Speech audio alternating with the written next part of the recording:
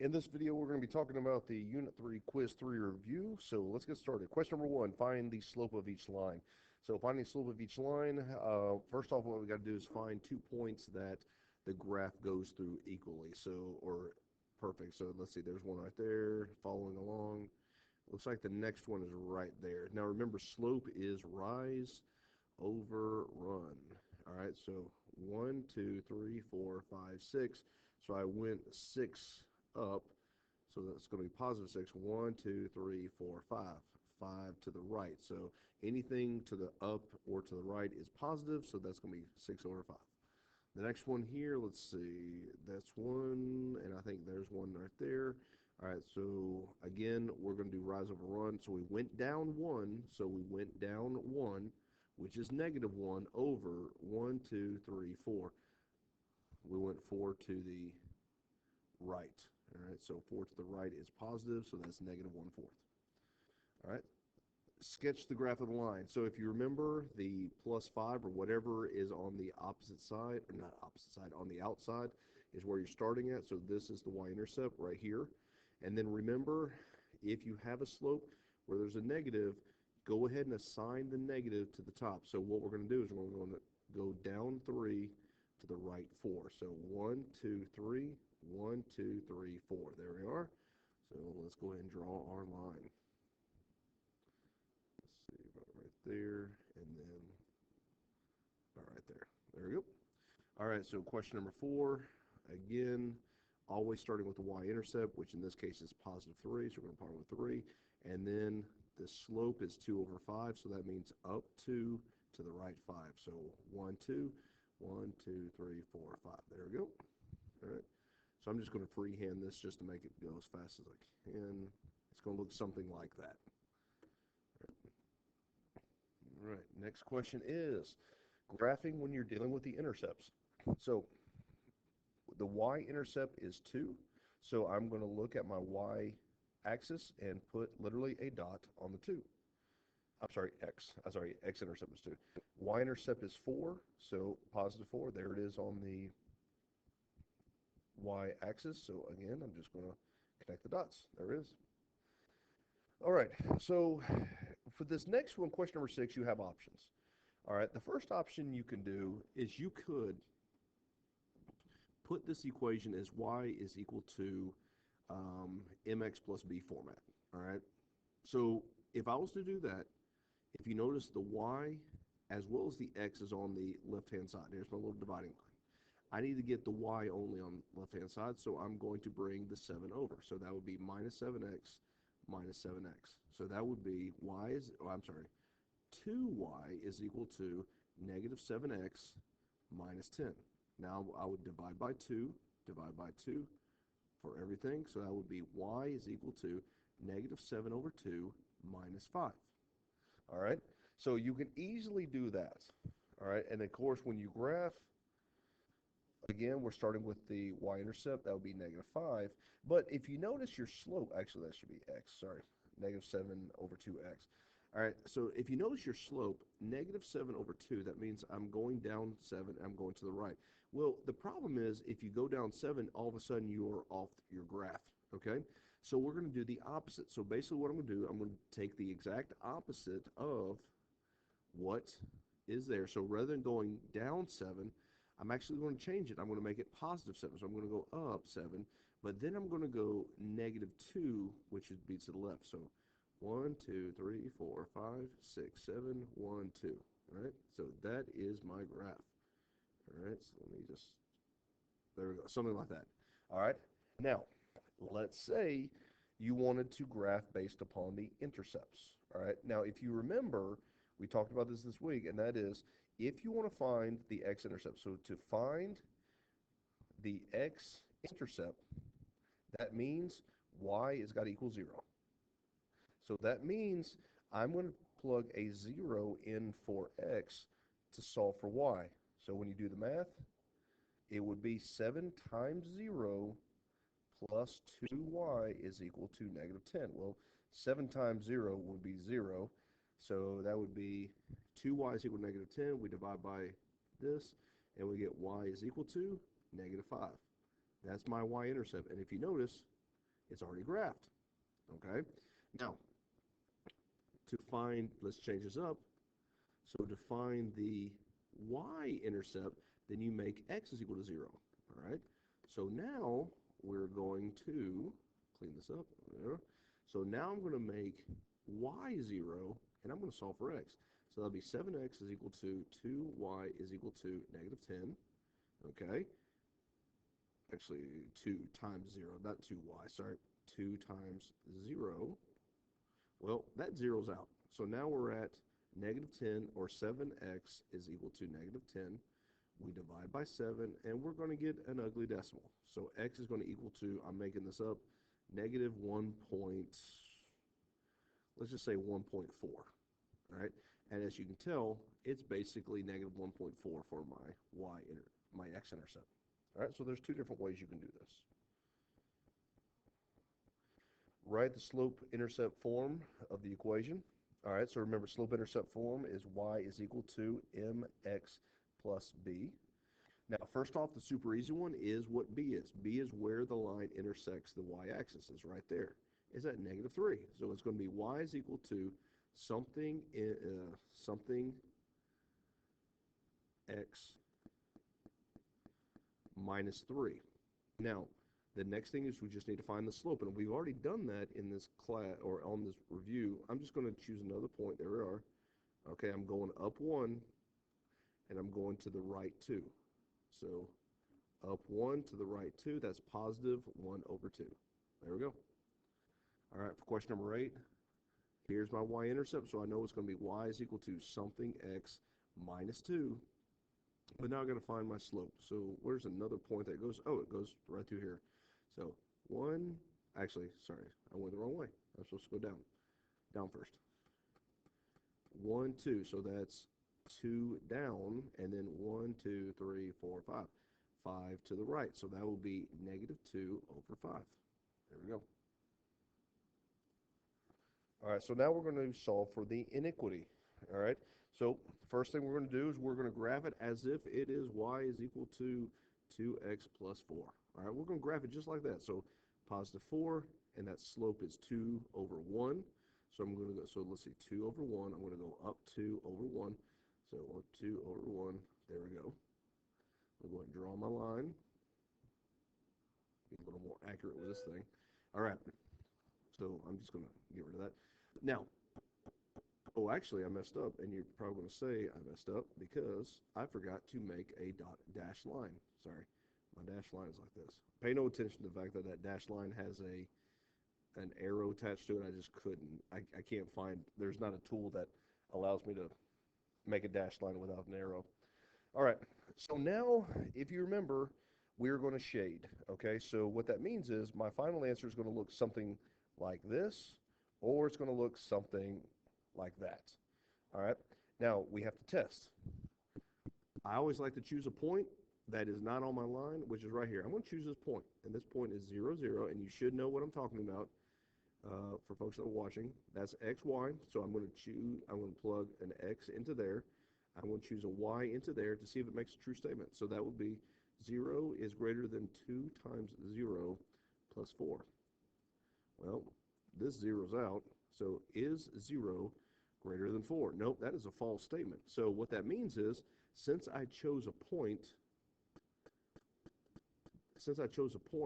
which was to the right of my line, and it tended to be false, I'm now going to highlight that right there. Everything I highlight means points that actually work. All right, so question number 10, let's go ahead and do this. All right, so again, negative 4 is where I'm starting, negative 4, and that's 3 over 1. Up 3, 1, 2, 3 over 1. All right, let me draw my line.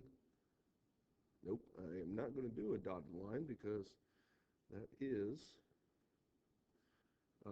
greater than or equal to. All right, so there, here, there. Again, I know I'm going to either shade. Oops, do that one more time. So if you remember, I'm either going to shade on this side or this side. All right, now I got to test it. I'm going to choose again 0, 0. So I'm going to plug a 0 into there. I'm going to plug a 0 in there and see if it makes a true statement. So y is less or equal to 3 times 0 minus 4. Let's say that zeroes out. I'm sorry, 0.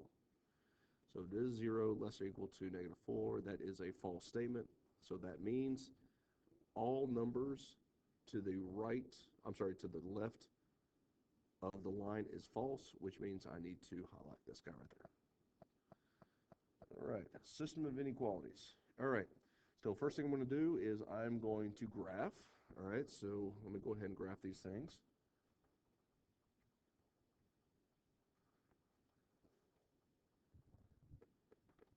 All right, so I had to pause the video. All right, so I'm gonna graph pretty fast at this point. We should already know how to do this.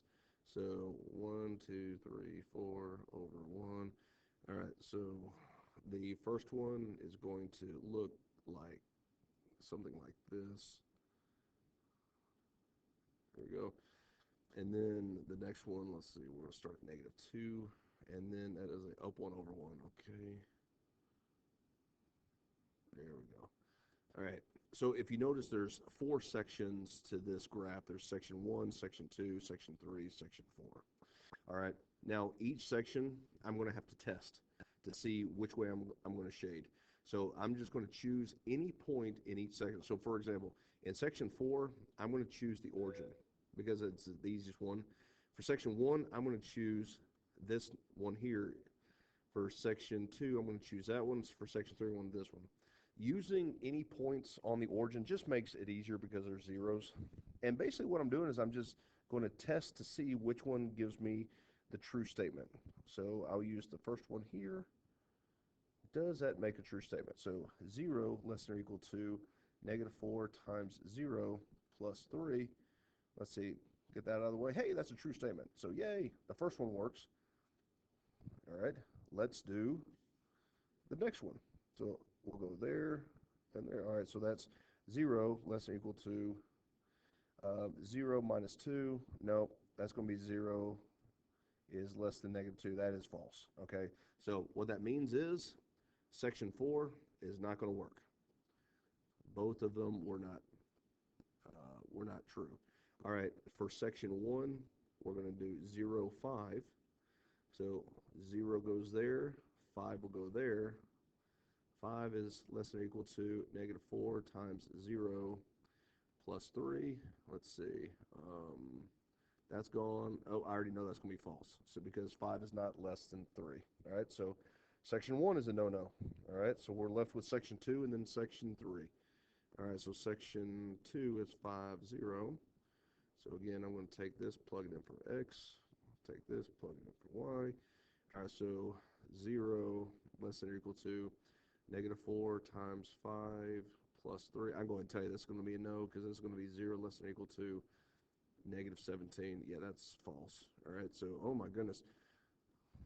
It looks like it's only going to work for section 3. Now, technically, by process of elimination, you can go ahead and say, oh, section 3 is going to be it, but let's just, in the, thoroughness argument here, let's say -5 will go there.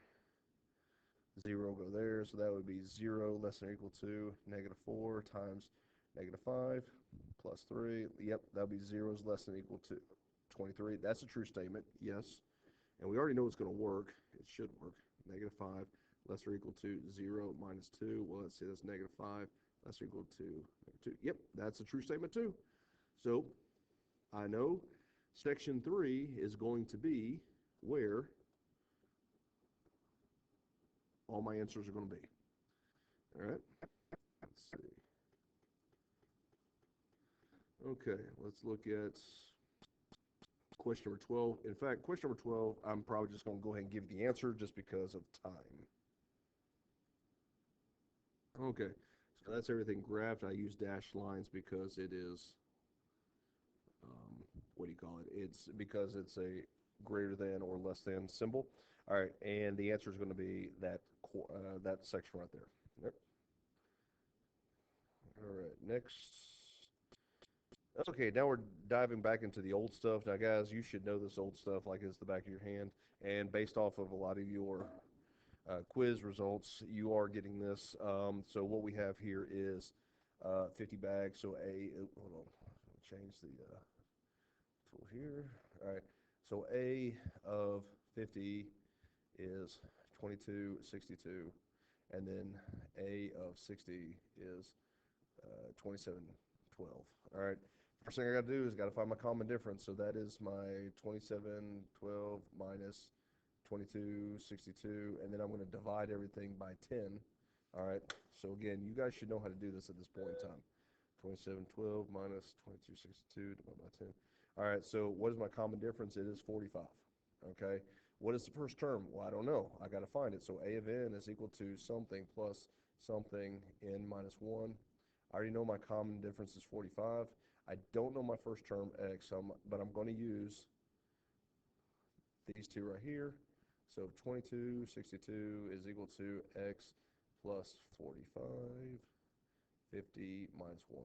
All right. When I do all that, I'm at 2262 is equal to x plus 2205.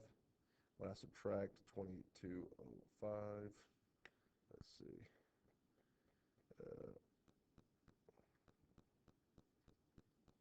I get 57.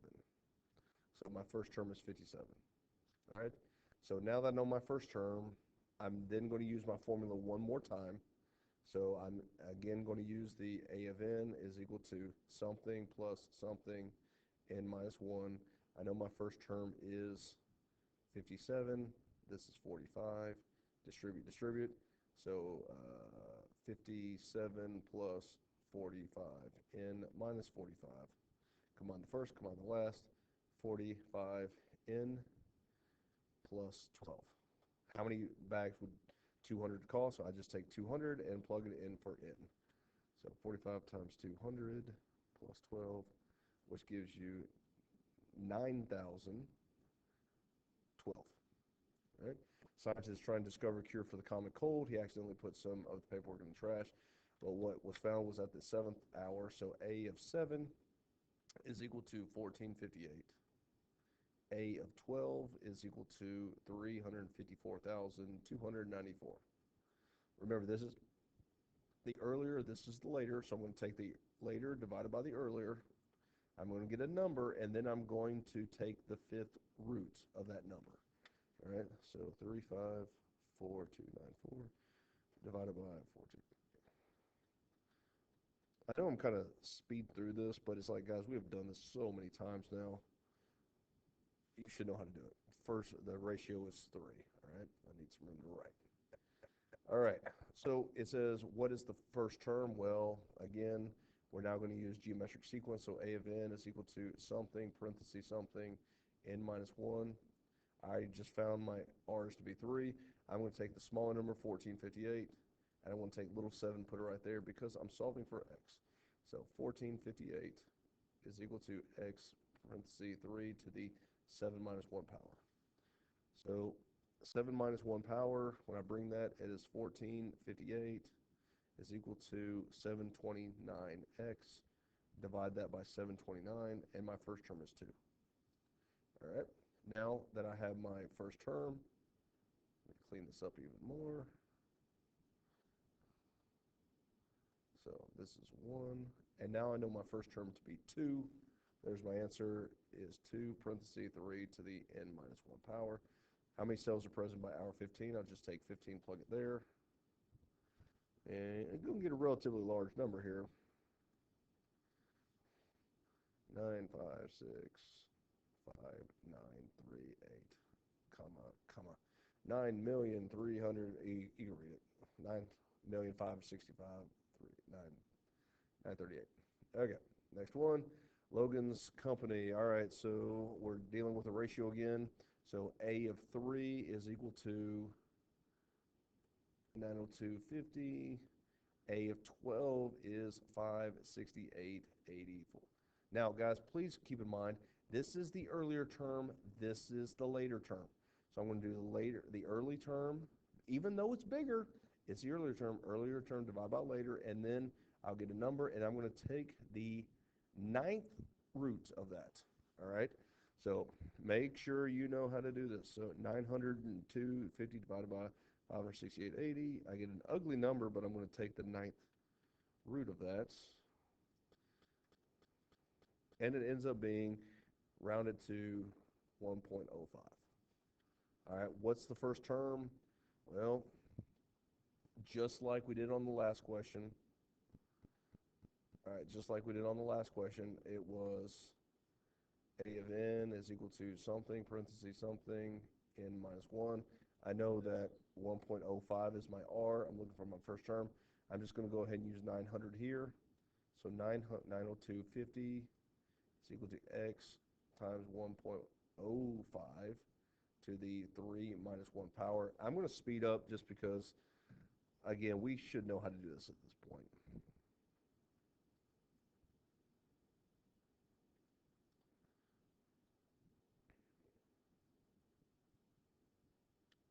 Of course, I say that and I'm getting a number that may not necessarily work. Let's see. Pause for a second. You know what's interesting is that I think I just figured out what was wrong. I know I messed it up, and I bet you guys are screaming at the, I'd made the same mistake you guys did. I was telling you guys not to do it, and I ended up doing it myself. And that was this is the earlier term, but I think I wrote it so this is the earlier term, this is the later term. Let me go back to R.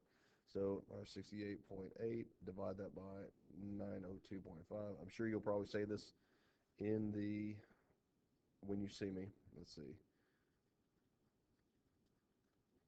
All right, so this should have been 0.95. That's why things messed up. So again, I'm going to take 902.50 is equal to x parenthesis 0.95 raised to the power of 3 minus 1 power. So, like I said, I apologize for messing up, but it happens. What is first term? It's 1,000. So 1,000 parenthesis 0.95 to the n minus 1 power. All right. What is the 20th tree to be cut down? Take 20, plug it in there. So 100 or 1,000.95 raised to the power of 20 minus 1. It would be 377.35. There we go. All right, so what is the ratio? 1.06. First term is 130 or 1,300. 1,300 parenthesis 1.06 n minus 1. Now, this is where we play the guessing game. I mean, literally, we're guessing. 1,300 parenthesis 1.06 raised to the power of, let's just say 5 minus 1. All right, so after the 5th year, let's see, 1,300.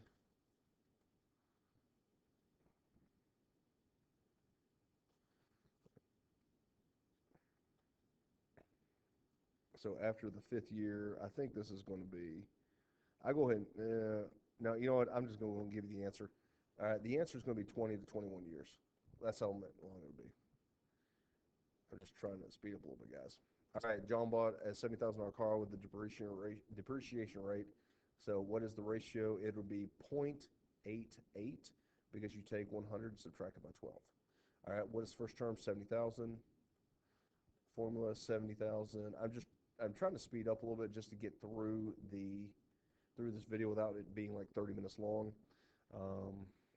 So this is the next one is a guess and check. Your job is, guys, make sure if you're making the mistake, to let me know and it'll be year 2021. If you don't know how to do this, then obviously let me know. But this is a guess and check. All right, John invests $10,000 in an account that compounded weekly. That's the big formula B. I'm going to go ahead and give it to you. 10,000 parenthesis 1 plus 0.0156 divided by weekly, which is 52. So, and that will be 52 times 20 years. All right. So again, I'm just kind of speeding up just because we've been doing this for so long. The biggest challenge with this is making sure you are solving for the right thing. Notice how the formula starts with B. That means when I press enter, the calculator is going to give me a number, and I hope this is right because I just did this very fast, this number. But because of the fact that it starts with B, I know this is the balance. So 13,661. What I started with 10,000. So how much money did I make? Simple subtraction problem. I ended up with $3,661. All right. When P was 18 years old, he invested 20,000. Oh, simple interest. Simple interest would be the I equals PRT formula. So it'll be 20,000, parenthesis, 0.0289. And it'll be, the problem started when he was 18, now he's 50, this is 32 years. Now again, your calculator is going to give you something. You got to know exactly what the answer is when you get it. So your calculator is going to say 18,496, but the problem started with an I, which means that's your interest. So how much did he start with? Started with 20,000. The interest, he made 18,496, which means an addition problem is going to tell you how much money he has now, 38,496. Lastly, the SAM, this is B equals, because the fact it says continuously, PERT, so that's going to be in the calculator, B is equal to 25,000, the little e function, caret, 0.0189, and then it's 30 years, because it started when he was 20 years old, now he's at 50. What was his principal? 25,000. So 25,000. Put this in the calculator. So my calculator says 44,074. However, it starts with a B, which means it is the balance, 44,074, which means a simple subtraction problem will tell me how much money I made, which is 19,074. There we go. There's your answer. Alrighty, that's it. I believe, let me check, maybe on the safe side.